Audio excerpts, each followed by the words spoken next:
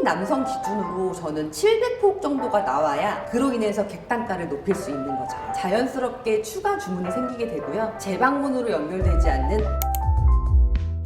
안녕하세요. 전국에 있는 예민이 여러분들, 예민한 최 실장입니다. 오늘은 테이블 사이즈에 대해서 말씀을 드리려고 하는데요. 테이블 사이즈가 잘못 고르면 재방문으로 연결되지 않는 가장 큰 원인이 될 수도 있기 때문에 이 부분은 꼭 알고 가셔야 됩니다. 그러니 끝까지 시청해주세요.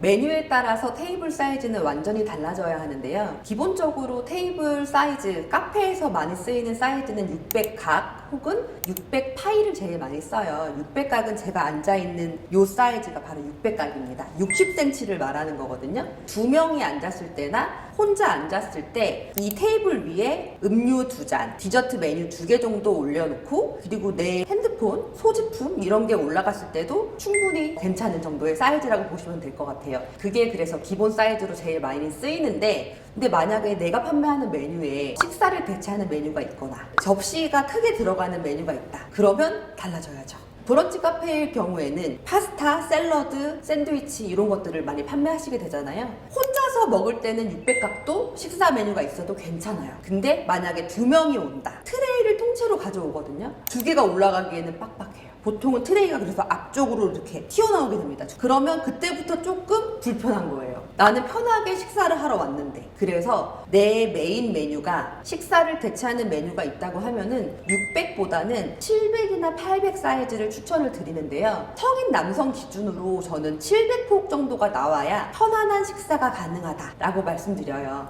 만약에 가로폭이 700까지 놓을 수 없다 하면 이 가로는 600으로 두더라도 깊이만큼은 700 이상 두셔야 돼요. 트레이 2개를 올리시려면 최소한 700은 되셔야 가능합니다. 600과 700각은 어떻게 보면 10cm? 이 정도면 큰 차이 아니지 않나? 라고 생각하실 수 있는데, 특히나 여성분들이 아닌 남성분들한테 600각은 내가 식사를 할 수 있는 사이즈로 느껴지지 않을 수 있어요. 몸이 그렇게 못 느끼는 거죠. 고객의 경험에 정말 많은 차이를 둔다고 생각하시면 될 것 같아요. 내 브랜드가 만약에 주류를 판매하는 곳이라면 식사를 하는 사이즈, 테이블 사이즈보다 저는 더 크게 만드세요 라고 말씀드리거든요. 주류를 판매하는 곳에서는 추가 주문과 테이블당 객단가를 높이는 게 굉장히 중요하거든요. 그런데 테이블 사이즈가 너무 작아버리면 이곳은 내가 돈 쓰고 싶지 않은 공간이 돼버리는 거예요. 그래서 객단가를 높이고 싶은 만큼 테이블 사이즈를 여유롭게 두세요 라고 말씀을 드립니다. 만약에 와인을 마시는 공간이라고 생각해 볼게요. 와인잔 얼마 안 되잖아요. 그러니까 테이블이 작아도 되지 않나? 라고 생각하실 수도 있는데, 와인이랑 같이 둘 수 있는 치즈보드라든지 뭐 다른 안주들이 올라갔을 때 테이블 위에 빡빡하게 올려져 있는 것이 아니라 여유로운 느낌으로 와인을 즐기고 싶고 그 공간을 즐기게끔 만드셔야 되거든요. 그래야 공간의 체류 시간을 늘릴 수 있고요. 체류 시간이 늘어나면 자연스럽게 추가 주문이 생기게 되고요. 그로 인해서 객단가를 높일 수 있는 거죠. 결국 감성이나 브랜딩 이런 모든 것을 다 이겨버리는 부정적 체감이 몸으로 고객이 기억하게 되는 거예요. 그래서 이런 작은 불편함 하나가 브랜드의 상한선을 결정하게 됩니다. 앞으로 제가 3가지 브랜드의 사례를 들면서 그 각 브랜드들이 테이블 사이즈 전략을 어떻게 쓰고 있는지 설명을 좀 드려보려고 하는데요. 첫 번째는 메가커피입니다. 여러분 너무 잘 알고 계신 브랜드죠. 메가커피는 저렴한 가격과 대용량, 빠른 회전이 가장 핵심인 브랜드입니다. 그래서 테이블 사이즈를 크게 만들 필요가 전혀 없죠. 당연히 작게 만드는 것이 맞습니다.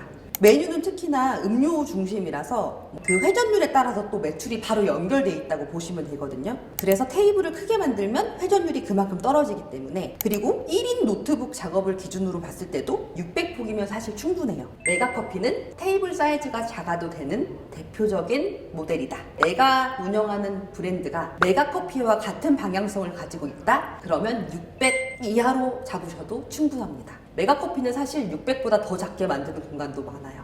네, 두 번째는 패스트푸드의 대표 브랜드인 맥도날드를 예시로 한번 들어서 설명을 드리려고 하는데요. 맥도날드 같은 경우에는 빠른 회전이 전부인 그런 곳이라고도 할 수 있습니다.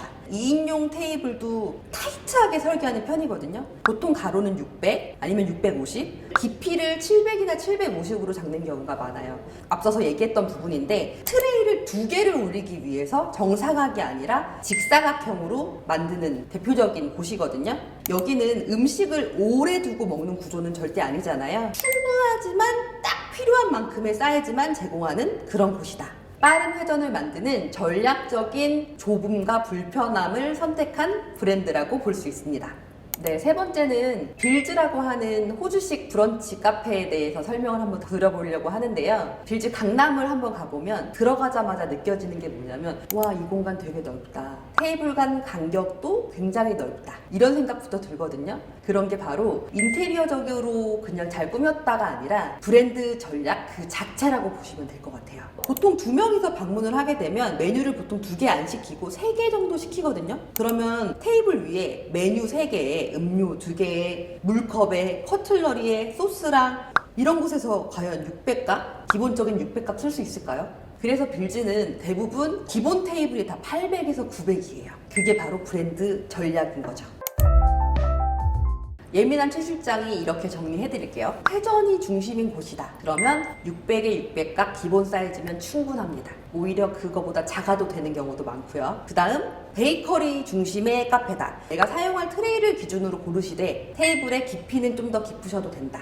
그리고 브런치와 식사 메뉴가 있다. 700값 이상을 추천드립니다. 700에서 800값. 그리고 와인이나 플레이트 메뉴, 고가의 주류를 판매하는 곳이라면 본인이 받고 싶은 금액만큼 테이블 사이즈도 넓어져야 된다. 그래서 저는 800 이상 사이즈를 추천드립니다.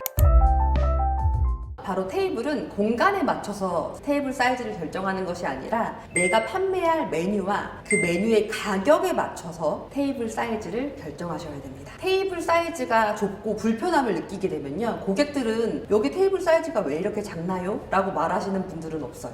몸이 기억하고 거기는 재방문을 안 하게 되는 거예요. 그런 작은 불편 하나가 브랜드의 상한선을 결정하는 거기 때문에 테이블 사이즈 아주 중요하다는 거 잊지 마세요. 궁금하신 부분이 있으시면 댓글 달아주시고요. 전국에 계신 예민이 여러분들, 다음에 만나요.